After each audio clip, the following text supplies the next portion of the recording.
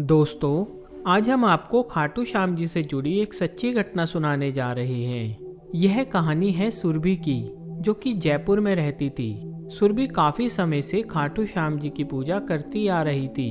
वह पास ही के खाटू श्याम जी के मंदिर में श्याम बाबा के दर्शन करने जाती थी, पर उसे कभी खाटू श्याम जी के दरबार में जाने का मौका नहीं मिला था। वह अपने हाथों से श्याम बाबा की पोशाक बनाकर मंदिर में ले जाती थी, जिसे वहां के पंडित बाबा को पहना देते थे। इसी प्रकार कुछ समय बाद जयपुर में ही उसकी शादी हो गई। सुरभि के पति राजेश एक कंपनी में नौकरी करते थे। 2 साल कब बीत गए सुरभि को पता ही नहीं चला।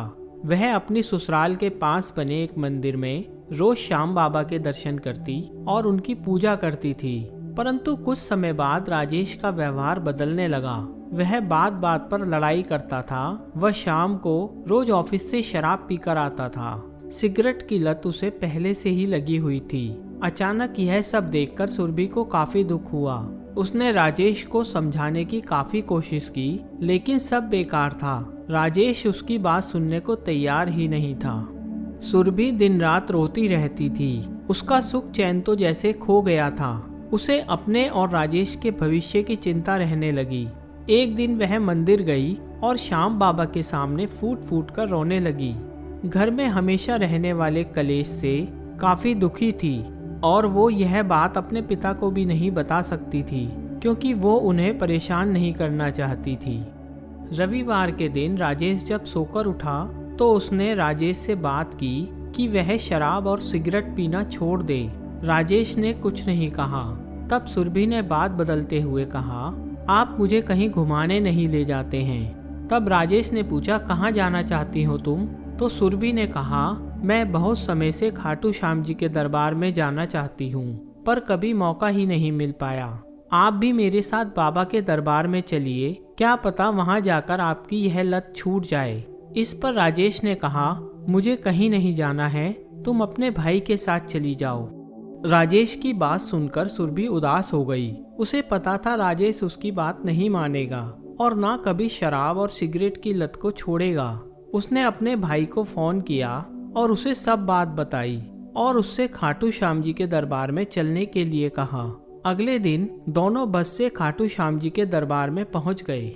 सुरभि ने श्याम बाबा के दर्शन किए, प्रसाद चढ़ाया और वहीं मंदिर परिसर में बैठकर उसने बाबा से राजेश की शराब की लत छुड़वाने के लिए विनती की। उसकी आंखों से आंसू बह रहे थे।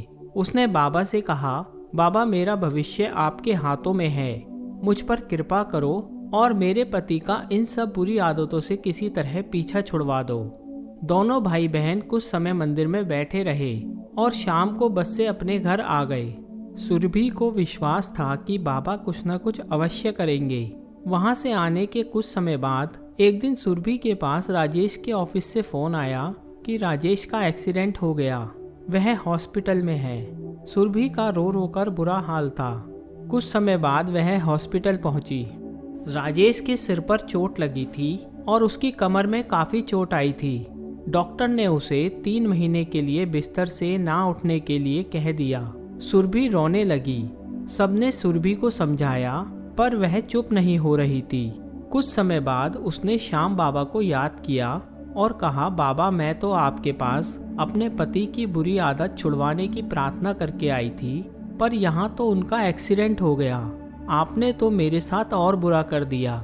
इससे तो अच्छा होता मैं आपके दरबार में जाती ही नहीं, कम से कम यह सब तो नहीं देखना पड़ता। इसी प्रकार कुछ समय बीत गया। सुरभि को अब मंदिर जाने का समय भी नहीं मिल पाता था। वह सुबह खाना बनाकर राजेश के पास चली जाती और सारा दिन वहीं रहती। धीरे धीरे राजेश की हालत में सुधार होने लगा और 2.5 महीने बाद वह धीरे धीरे चलने भी लगा। कुछ समय बाद राजेश को हॉस्पिटल से छुट्टी मिल गई। वह घर आ गया और ऑफिस भी जाने लगा। सुरभि ने भी पहले की तरह मंदिर जाना शुरू कर दिया। एक दिन राजेश ऑफिस से जल्दी घर आ गया। उसने बताया कि उसके ऑफिस में आज पार्टी थी, सभी शराब पी रहे थे। उसने भी कोशिश की, पर 3 महीने से हॉस्पिटल में रहने और दवा खाने से उसकी शराब पीने की इच्छा नहीं हुई। उसने बहुत कोशिश की, पर उससे ना तो शराब पी गई और ना ही वह सिगरेट पी पाया। उसने बताया 3 महीने में मेरी आदत छूट ही गई, अब तो इनके नाम से भी नफरत हो गई। यह सुनकर सुरभि की आंखों से आंसू बहने लगे। राजेश ने पूछा कि क्या हुआ, तो उसने बताया आपके एक्सीडेंट के समय मैंने खाटू श्याम जी को काफ़ी बुरा भला कहा था, पर अब समझ में आया कि उन्होंने आपका छोटा सा एक्सीडेंट कराकर आपकी शराब और सिगरेट की आदत छुड़वा दी। मेरे से बहुत बड़ी गलती हो गई, मैं समझ नहीं पाई और श्याम बाबा ने अपना चमत्कार दिखा दिया।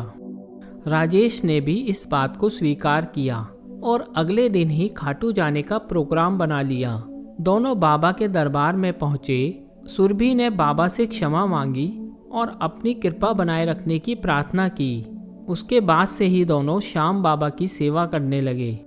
दोस्तों, हम अक्सर छोटी सी परेशानी में भगवान को दोष देने लगते हैं, पर कभी कभी यह परेशानी हमें किसी बड़ी मुसीबत से बाहर निकालने के लिए होती है। इसलिए श्याम बाबा पर विश्वास बनाए रखें, वो एक दिन आपकी हर परेशानी को दूर करेंगे। बोलो जय श्री श्याम।